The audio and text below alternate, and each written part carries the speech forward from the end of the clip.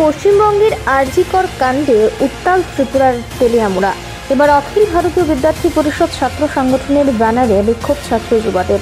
এদিন তেলিয়ামুড়া শহরের বুকে এক সুবিশাল মশাল মিছিল বের করে পশ্চিমবঙ্গের আরজিকর হাসপাতালে এক মহিলা চিকিৎসকের সঙ্গে ঘটে যাওয়া ধর্ষণ পরিশেষে হত্যার ঘটনার সঙ্গে জড়িত দোষীদের শাস্তির দাবি তোলে এবং পশ্চিমবঙ্গের মুখ্যমন্ত্রী মমতা বন্দ্যোপাধ্যায়ের পুষ্পোত্তরিকা দাহ করে বিক্ষোভ দেখায় তারা।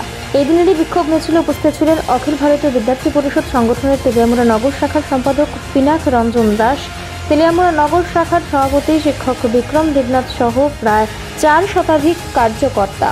এই দিনের এই মিছিলটি গোটা তেলিয়ামুড়া শহর পরিক্রমা করে।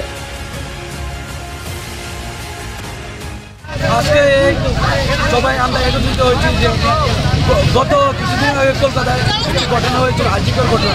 সেই আরজিকর ঘটনাকে কেন্দ্র করে আজ আমরা সবাই একত্রিত হয়েছি যেন আগামী দিন যেন কোনো বোনের ওপর, কোনো মায়ের উপর এরকম যেন অত্যাচার না হয়। যদি এরকম অত্যাচার হয় আমাদের এই আন্দোলন জারি থাকবে এবং আগামী দিন আমরা আরও বিক্ষোভ আন্দোলনে আমরা যাব। আজকের এই কর্মসূচি আপনাদের কোন জায়গা থেকে শুরু হয়েছে এবং কোথায় শেষ হয়েছে? টাউন হল থেকে শুরু হয়েছে এবং কম্পিউটার এসে শেষ হয়েছে। আজকে আপনাদের কার্যক্রম কি ছিল? একটা বিক্ষোভ মিছিল, মশাল মিছিল।